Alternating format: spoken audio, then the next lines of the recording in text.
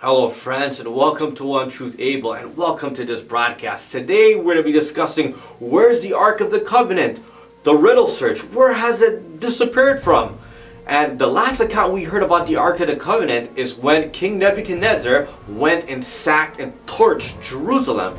And ever since that, they took out the vessels from the temple, but they didn't take the Ark of the Covenant and some of the articles of the sanctuary. So where did it go? There are so many inquiries where the Ark of the Covenant could have possibly went.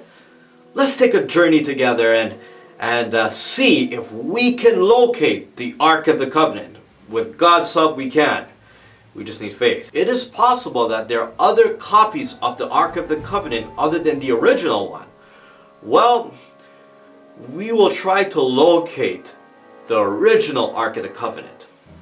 Well, let's start our riddle search. Some people claim that the Ark of the Covenant is in Ethiopia. You realize what the Ark is? It's a transmitter. It's a radio for speaking to God. An army which carries the Ark. Oh, you remember that well, right? Indiana Jones, Raiders of the Lost Ark, the Ark of the Covenant. They found it, but in our morning passport, Nadia Vilcek has found it as well. Yes, and the mystery continues. It continues. I mean, Steven Spielberg certainly popularized Yes. it, but this is a mystery that's been going on for hundreds of thousands of years. And where is the Ark of the Covenant? Well, the Ethiopians, both Christians and Jewish Ethiopians, believe that's in a church in Ethiopia.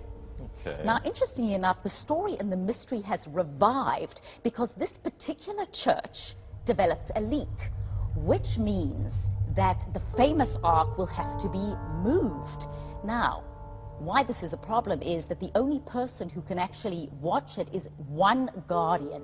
He is the only person who is allowed to see this Ark of the Covenant. Let me make sure I got this right. They sprung a leak, so they need to do some move repairs. Of course, needs to be moved. And he can't move it alone. So it may be the first time in thousands of years that people get to see it. Okay, are we sure it's there, or they've Well, been can playing a you hoax ever? on us for What years? popular belief is that there is some ancient relic there and that they really believe it is the Ark. But Jews believe that it's in the tunnels under the temple in Jerusalem. And there's even some belief that it's in Jordan on the top of Mount Nebo. So it really is one of those great mysteries. But you have to believe that the Ethiopians certainly believe this is it. And they treat it as the most sacred relic in the world. So what are they going to do?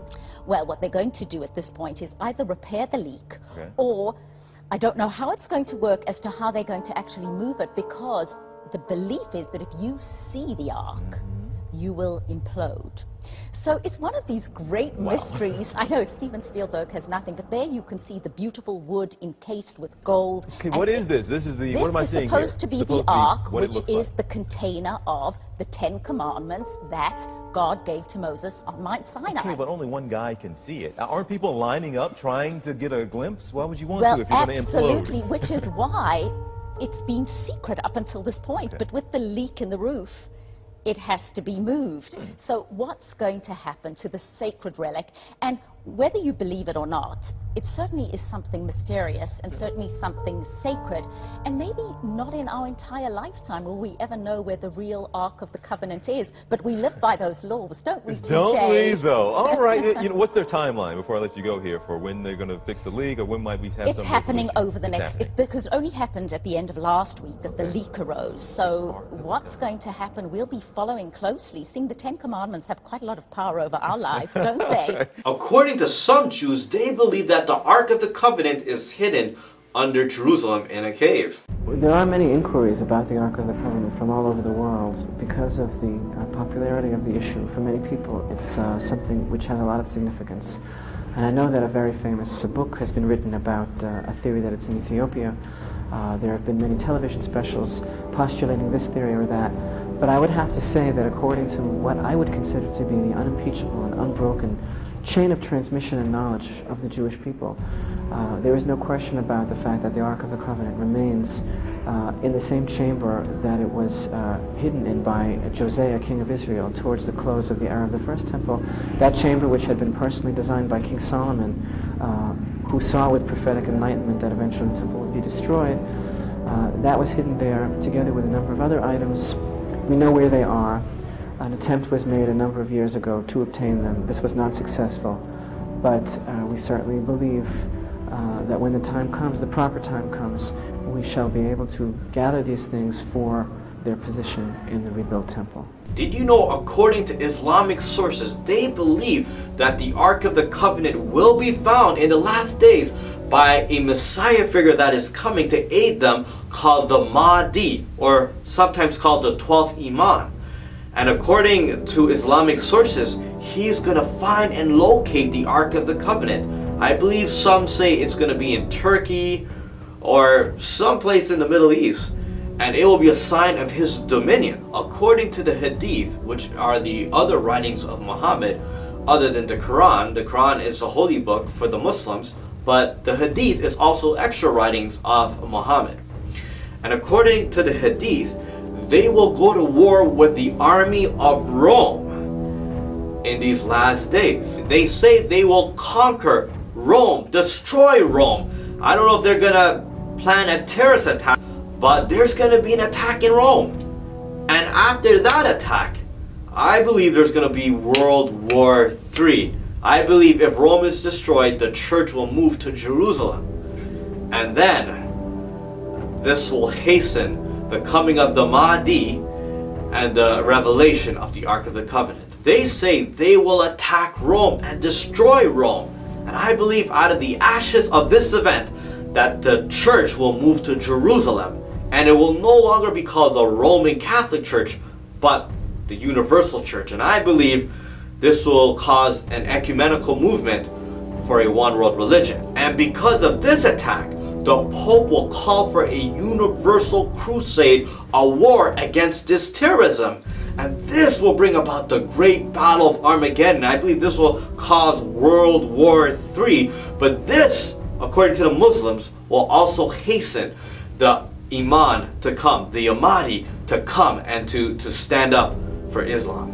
And with the arrival of the Mahdi, he will locate the Ark of the Covenant. The Islamic nation is going to use a weapon of mass destruction. This is all going to start happening within the next 48 months. But here's the thing, it's going to play out in ways people don't see. Tell me. In that when it happens, Pope Francis is going to call for the revitalization of the Christian rules for just war. That's a very important statement. It's part of deep theology. Well, it means that we can justify fighting a war if we can meet certain criterion that are outlined by both Catholic and evangelical theologians. You have to meet certain criterion. He's going to call for that, but the Islamic nation is going to see that as a fulfillment of their 450-year-old hadith, which says that at the end times they would go to war against the army of Rome. And people have thought, Rome doesn't have a big army. They're going to, because there's going to be a coalition army. It's going to be made up of the United States, United Nations, Britain, Muslim countries are going to come in, but they're going to see their Christian justification for this war through this call by the Pope, and that's why the Muslims are going to see this as a new crusade, the final crusade, a battle against the armies of Rome. The Vatican, in a rare move, says that it will support the use of airstrikes against ISIS militants, and that breaks a long-standing position of disapproving war. They released this statement: military action might be necessary, and, quote, intervention now, before it is too late. Joining me now is Francis Campbell, former British ambassador to the Vatican. Sir, welcome. Good to have you with us tonight. Thank you, Martha. How significant is this move and this statement by the Vatican? Martha, it's a very significant development. As you know, the Vatican and the late Pope John Paul II was firmly against the war in Iraq in 2003. This is a very significant development, but it's in line with basic Catholic teaching that in order to preserve peace and justice, force may well have to be used. And the words coming out of the Vatican over the last 48 hours are indeed very serious. A letter from Pope Francis to the UN Secretary General, asking the UN Secretary General and the international community to use all the mechanisms and international law at the UN's disposal to actually help avert this crisis, to help tackle it. And that includes perhaps a Chapter 7 operation, which would be peace enforcement, not peacekeeping, but peace enforcement. What does that mean, What the has Chapter gone on 7 here, agreement? yes, that is correct. But what has gone on here, and what I think is alarming to the Vatican and indeed to a lot of Christians and a lot of people worldwide, is why this situation has been allowed to reach this stage. ISIS went into Mosul 2 months ago. On the 18th of July, they issued an ultimatum to Christians on the 18th of July to either pay a tax, convert, or to face the sword.